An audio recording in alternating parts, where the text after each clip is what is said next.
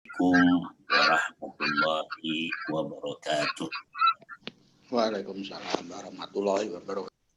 Alhamdulillah alladzi 'allamal insana bil qalam 'allamahu ma lam ya'lam. Wassalatu wassalam ala nabiyyina wa rasulina Muhammadin sallallahu alaihi wasallam wa ala alihi wa ashabihi wa atba'ihi wa manil ladzina yatamassakuna bimabadi'il Islam wa yarfuduna ayya naw'in minal istislam. Alhamdulillah kita bisa bertemu kembali pagi hari ini dalam keadaan sehat walafiat pada forum pengajian Ahad pagi yang diselenggarakan oleh pimpinan Muhammadiyah Kota Bogor. Dan kebetulan hari ini topiknya adalah masalah tafsir, kajian tafsir dengan tema Al-Quran sebagai sumber dari segala macam pengobatan. Jadi dengan kata lain, Al-Quran itu obat dari begitu banyak penyakit. Kita akan mengambil topik dan bahasan ini dari surah Al-Isra ayat 82 dan seterusnya. Dipersilakan untuk ditayangkan. A'udzubillahi minasyaitonir rajim. Wa nunazzilu minal Qur'an ma huwa shifaa'un wa rahmatun lil mu'minina wa la yazidu zalimina illa khasara. Wa idza an'amna 'alal insan a'rada wa naha bijanibih wa idza massahu syarru kana ya'usa. Kul kullu ya'malu 'ala syakilatihi wa rabbukum a'lamu biman huwa ahda sabila. Shadaqallahul adzim. Jamaah sekalian, Al-Quran ini adalah mukjizat yang hidup dan akan terus hidup bersama umat Islam dan umat manusia sampai akhir zaman. Jadi Rasul Muhammad SAW punya banyak dan menerima mukjizat beraneka macam. Di antara mukjizat beliau adalah Al-Quran. Maka Al-Quran itu disebut Al-Mu'jizatul Hayyatul Khalidah. Mukjizat yang hidup dan kekal sampai datangnya hari kiamat. Karena dia mukjizat, maka tidak ada kekuatan apapun di dunia ini yang bisa menyaingi keunggulan Al-Quran. Itu bagian daripada keimanan umat Islam dan orang-orang beriman. Apabila kita melihat turun ayat Al-Quran ini, asbabun nuzulnya, yaitu sekelompok sahabat yang melakukan kunjungan dan katakanlah wisata dakwah dari satu wilayah ke wilayah yang lain. Dalam sebuah hadis dikatakan jumlahnya hampir 30 orang. Jadi yang namanya perjalanan, apabila perjalanan dakwah untuk kebaikan namanya Isra. Jadi Isra itu melakukan perjalanan di satu wilayah, masih di wilayah dunia, namanya Isra.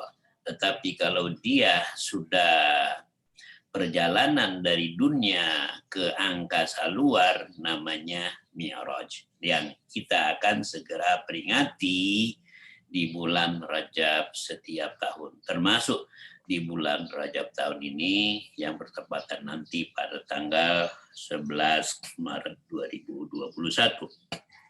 Nah, dalam perjalanan itu tiba-tiba tentu saja kena transportasi yang sangat sederhana, mereka menggunakan ya alat transportasinya adalah hewan yang berkaki 4, arba'atu arjulin, baik itu onta, keledai. Yang paling mewah kendaraan saat itu adalah khuyul, yaitu horse, ya kuda. Nah, kuda adalah sebuah alat transportasi yang sangat mahal dan sangat mewah saat itu. Dalam perjalanan mereka kemalaman, ya dari pagi, siang, malam, belum sampai ke tempat tujuan. Nah, karena malam gelap, demi menjaga keamanan, maka mereka semua harus istirahat. Ke satu kampung, di satu kampung mereka harus minta izin dulu. Minta izin kepada ketua RW, ya, minta izin kepada kepala desa, karena mereka adalah para musafirun dalam berdakwah. Tetapi mereka tidak mendapatkan izin. Ditolak izin itu. Kenapa? Karena penduduk kampung takut jangan-jangan kelompok orang 30-an ini nanti akan melakukan tindak kriminal. Tidak ada jaminan. Dan waktu itu tidak ada KTP. Ya, seperti sekarang. Kita tidak bisa cek, tidak bisa mengetahui identitas mereka. Semua pakaian sama dan bisa saja jangan-jangan ini nanti menjadi ya orang-orang yang berbahaya, ingin menggasa, ingin membunuh, ingin melakukan tindakan keonaran dan lain sebagainya. Izin tidak dikeluarkan, akhirnya mereka terus jalan. Jalan sebentar terus, ya dalam keadaan gelap, tidak ada lampu. Bisa bayangkan, tidak ada lampu penerang. Ya, mereka hanya mengandalkan apa dalam perjalanan. Perjalanan mereka itu mengandalkan cahaya dari bintang-bintang. Nah, kemudian tiba-tiba harus istirahat. Istirahat sebentar, baru mau duduk-duduk, datanglah seorang utusan. Wahai, ya para musafirin, apakah di antara kalian ada yang bisa mengobati orang yang sakit? Jadi ternyata kepala suku di wilayah tersebut terkena dan digigit kalajengking. Ini asbabun nuzul.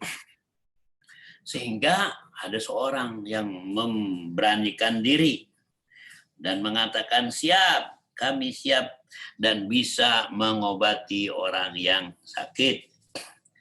Maka pergilah mereka diantar untuk apa? Untuk mengobati kepala suku yang terkena kalajengking tersebut. Setelah itu duduk. Nah, sahabat ini dengan penuh percaya diri, maka dia membacakan basmalah, membacakan sholawat, membacakan surah ya al-mu'awwidzat, al-falaq, an-nas, al-ikhlas, membacakan surah-surah di awal surah al-baqarah, di akhir surah al-baqarah.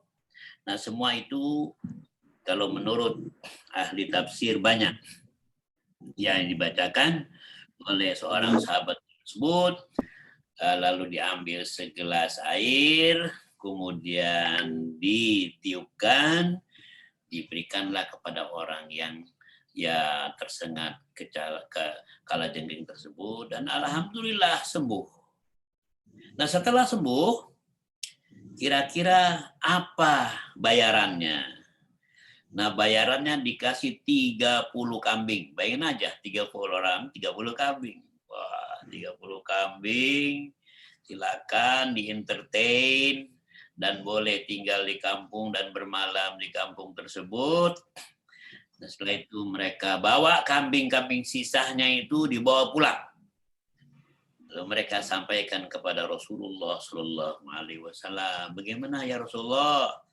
Kami dalam perjalanan ya kisah A sampai Z dan seterusnya. Kata Nabi, ya Tidak ada masalah selama kamu tidak meminta-minta kepada para berhala dan lain sebagainya. Nah, turunlah ayat ini asbabun nuzulnya. Wa nunazzilu minal Qur'an. Kita lihat 82. Dan kami turunkan dari sebagian Al-Qur'an. Jadi tidak semuanya. Ya, minnya di situ litab'id. Sebagian dari Al-Qur'an. Ya.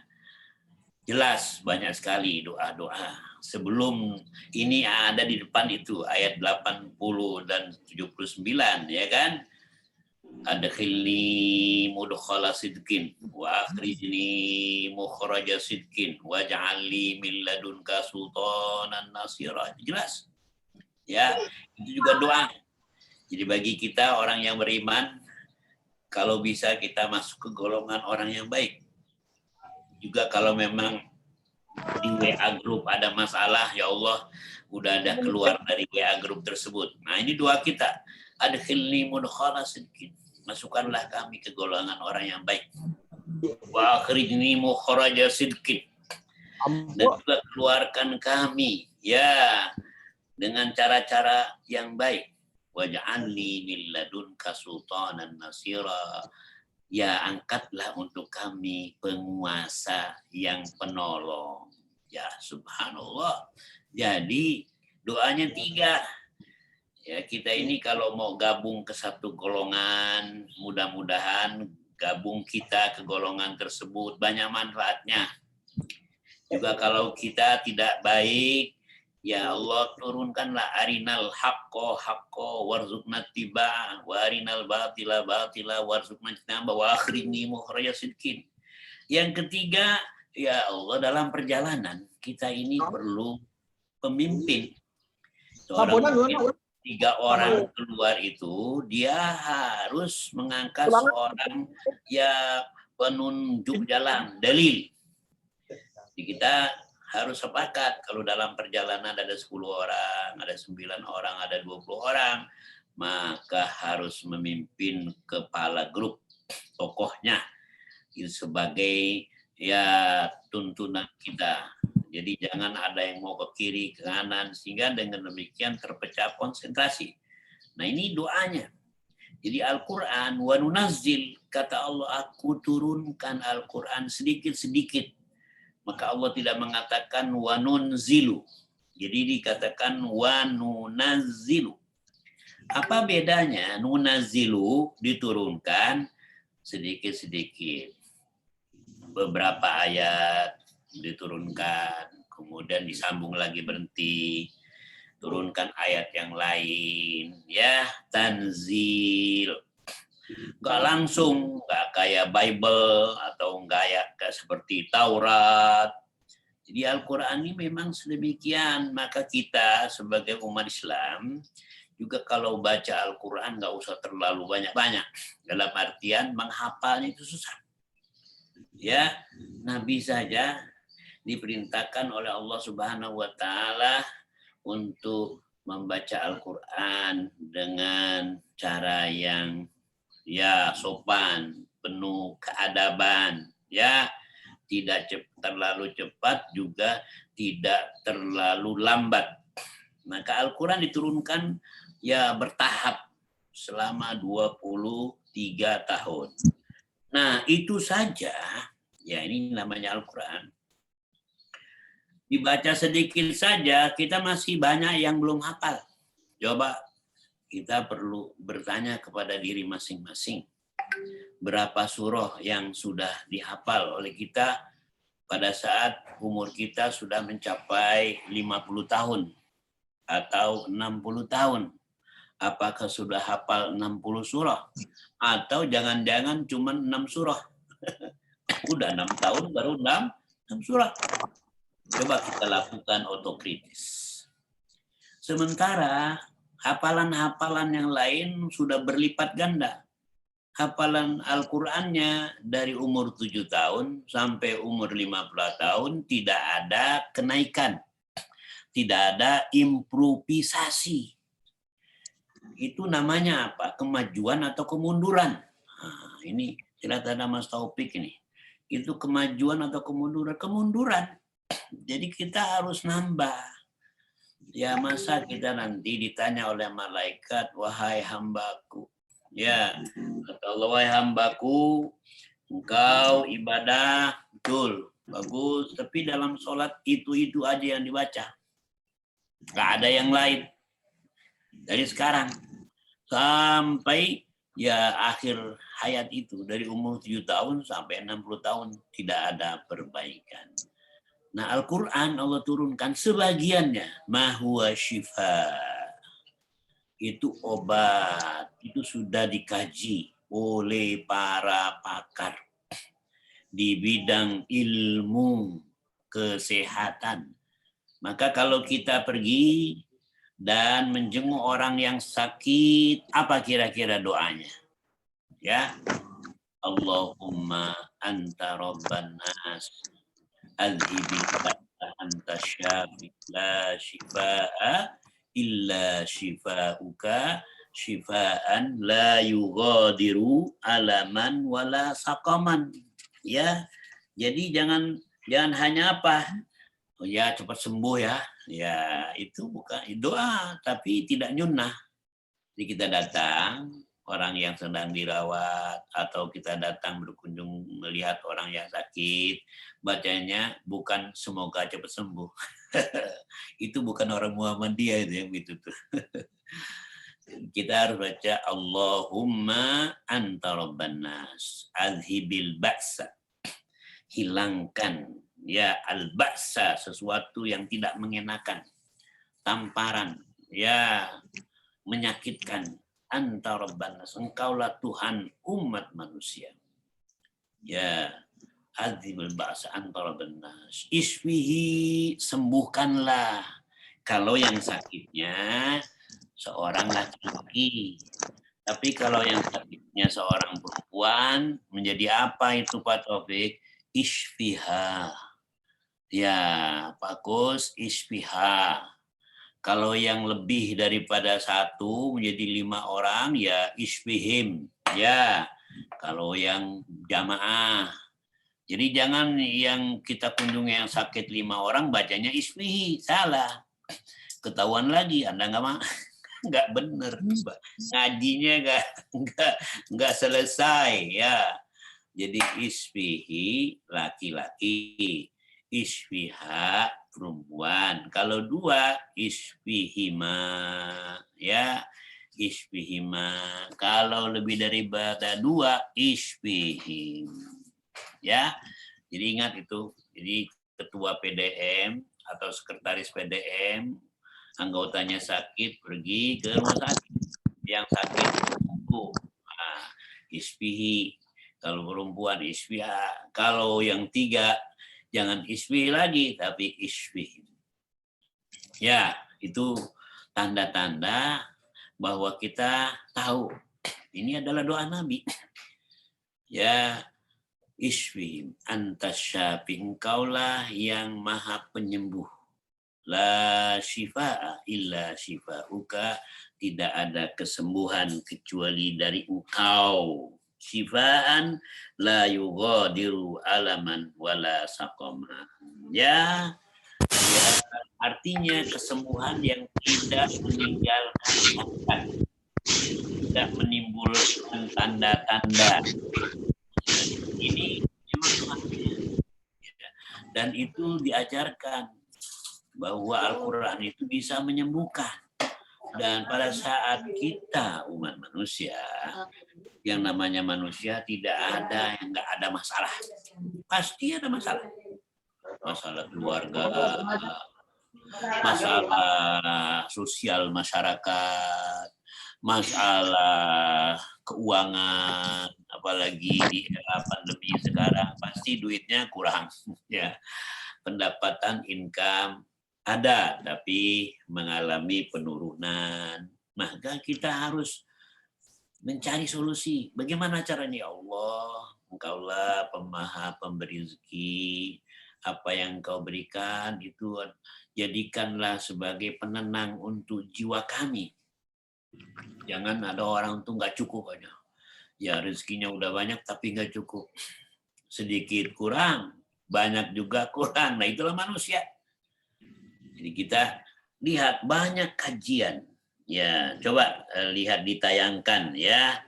Ditayangkan tentang ayat ini. Silakan, Mas. Wa nunazzilu minal Qur'ani ma huwa ayat halaman 237 ya, di bawah tuh. Wa nunazzilu alaika ayyuhar rasul minal Qur'an ma bihi yustashfa. Terjemahannya, tafsirnya dengan bahasa Arab. Ya, bisa nggak ditayangkan di halaman 237 di bagian bawah. Ya, terus aja deh. 237 di situ. Ya, terus. Oh, memang agak jauh ini halamannya halaman 237. Terus. Nah, terus.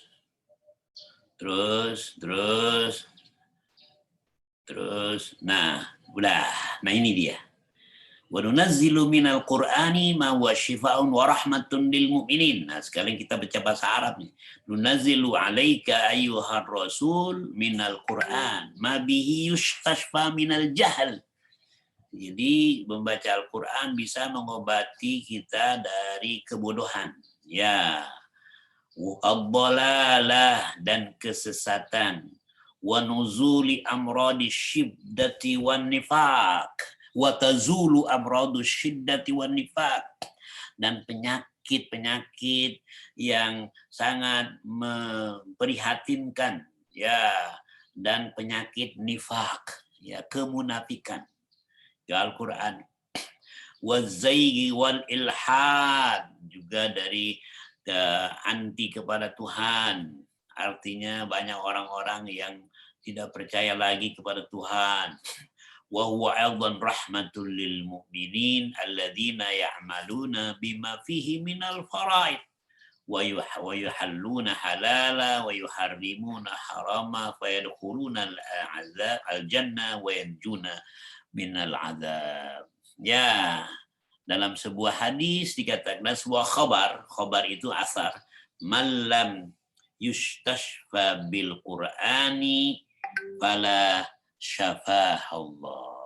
Ya, jelas itu. Ya, itu malam yastashfa bil Quran, sesuatu yang tidak bisa disembuhkan dengan membaca Al-Quran, fala syafahullah, maka Allah nanti tidak akan menyembuhkan kecuali banyak melakukan pendekatan kepada Allah. Nah, jamaah sekalian, Al-Quran saat ini sudah banyak dikaji. Banyak hasil penelitian dari kajian Al-Quran. Salah satunya adalah kita bisa merasa tenang dengan bacaan Al-Quran pada saat mengalami berbagai tekanan dan pressure. Ya, kita membaca Al-Quran. Dan dengan membaca Al-Quran sudah dibuktikan oleh para pakar, tilawahnya dengan suara keras itu bisa menyembuhkan penyakit pikun. Ya, kita berdoa kepada Allah, Allahumma inni a'udzubika an uradda ila ardi. Ya Allah, aku berlindung kepadamu agar jangan sampai dihinggapi penyakit pikun.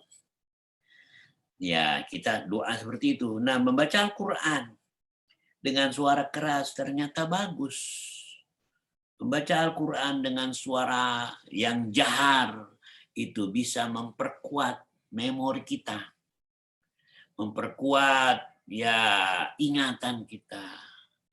Minimal kita setiap hari membaca Al-Quran, baik dengan suara yang ya lembut atau dengan suara yang keras. Dengan yang keras bisa menghidupkan kembali saraf dan sel yang ada dalam otak manusia. Subhanallah. Nah, dengan Al-Quran kita bisa mengusir ya berbagai macam godaan, termasuk syaitan dan jin yang masuk ke dalam tubuh kita. Pasti makhluk Allah yang namanya jin ini selalu menggoda manusia. Maka kita membaca ya doa kul a'udzu birabbin nas, baca Al-Qur'an, malikin nas, ilahin nas, itu adalah doa yang sangat mustajab. Kemudian dari segala godaan makhluk ciptaan Allah, qul a'udzu birabbil falaq min syarri ma khalaq wa min syarri ghasiqin idza waqab wa min syarri nafatsati fil 'uqad wa min syarri hasidin idza hasad. Jelas itu ma'thur. Nabi saja juga ada orang yang berusaha untuk melukainya, untuk mengganggunya, apalagi kita manusia biasa. Maka bacalah, dekat-dekatlah dengan Al-Quran. Ada doanya, Bismillah. Ya, dengan segala penghambaan dan kerendahan diri kepada Allah, kita baca Al-Quran, memohon agar kita dijauhkan dari berbagai macam godaan. Maka dikatakan tazulu amradu syiddati wan nifaq. Dan banyak sekali sudah dilakukan penelitian di zaman modern seperti sekarang ini. Bahkan kita dulu kan tahu ada buku yang sangat terkenal dikarang oleh seorang ahli dari Jepang. Kemudian menjadi viral, itu The Power of Water. Ya, air. Kalau kita bacain doa, kita mengucapkan kata-kata yang baik, air itu pun berubah menjadi baik. Tapi kalau kita marah-marah, dia pun berubah menjadi tidak baik. Dan Nabi Rasul Muhammad SAW demikian. Mintakan sahabatnya untuk ambil segelas air, kemudian dibacakan Al-Fatihah, dan Alhamdulillah sembuh. Nah untuk itu kita ini harus mempertahankan heritage yang diwariskan oleh Rasul Muhammad SAW. Bukan kita terakhir ini terpengaruh oleh apa? Oleh iklan komersil. Apa iklan komersil? Kita di setiap rumah itu biasanya orang Islam menggantungkan apa? Ayat-ayat Al-Kursi di tembok. Ya, kita buat ya sedemikian rupa ayat kursi digantungkan, tapi jarang dibaca. Yang diperintahkan oleh Allah agar dibaca ayat kursinya. Bukan itu dijadikan pajangan. Jadi kata jin, kalau jadi pajangan nggak dibaca, ya nggak ada gunanya. Walaupun itu rumahnya dipenuhi dengan puluhan ayat kursi di depan, di belakang, di dapur semua, ruang keluarga, tetapi tetap saja tidak bisa membantu. Mengapa? Harus kita amalkan. Bukan kita hanya gantung itu yang namanya ya tulisan dengan khotot, dengan khot yang bagus. Nah sekali lagi ayat ini menunjukkan kepada umat manusia bahwa sebagian ayat Al-Quran itu bisa menjadi obat. Nah ada juga yang bertanya kepada Ustaz itu, gimana di era pandemi COVID seperti sekarang nggak ada orang Islam yang bisa buat vaksin. Negara Islam belum bisa membuat vaksin. Tidak, sebetulnya ada salah satu vaksin yang murni dibuat oleh orang Muslim dengan istrinya, namanya Pfizer. Ya, itu Pfizer itu orang Islam, walaupun dia tinggal di Jerman. Ya, tapi secara negara belum. Ya, Uni Arab Emirat juga minta kepada Cina dan kita sedang dalam proses. Jadi dengan kata lain bahwa ayat ini sangat penting untuk kita ya dawamkan. Kata Allah, wala yazidu zalimina illa khasara. orang-orang yang zalim karena nggak percaya dengan Al-Quran, ya semakin rugi. Li'annahum kullama sami'u ayatan minhu izdadu bu'dan anil imani wazdadu kufran billah. Karena orang yang zalim semakin dibacakan Al-Quran semakin anti kepada Al-Quran. Ya, semakin dibacakan Al-Quran ya semakin ya menjauh dan lain sebagainya. Nah itu orang-orang yang zalim, orang-orang yang munafik. Maka Mohon izin, Ustaz, waktu sudah koneksinya masih 5 menit lagi. Nanti kita reconnecting lagi setelah 5 menit.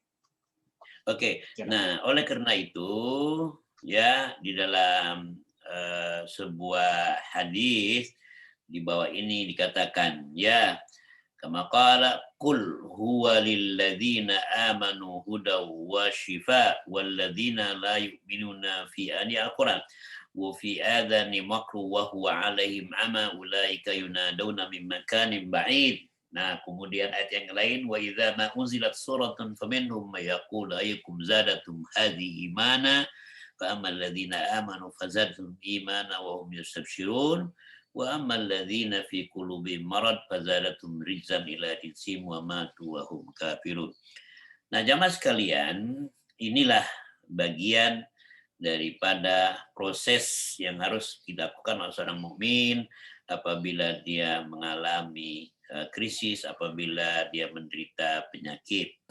Nah, Imam Qatadah mengatakan wa nunazzilu minal Qur'an ma huwa syifaa'un wa rahmah idza sami'ahul mu'minu intafa'a bihi wa hafidhahu wa wa'a. Jadi orang yang beriman yakin betul kalau dengan ayat ini bahwa kesembuhan yang absolut hanya dari Allah Subhanahu wa taala. Sementara dokter, para ahli hanya memberikan resep. Ya, memberikan resep apakah itu cocok atau tidak itu tergantung kepada manusia. Soal sembuh dan tidak itu hanya yang melakukannya Allah Subhanahu wa taala. Nah, ini kita disconnect dulu 5 menit kemudian gabung lagi gitu, Pak. Ya, oke.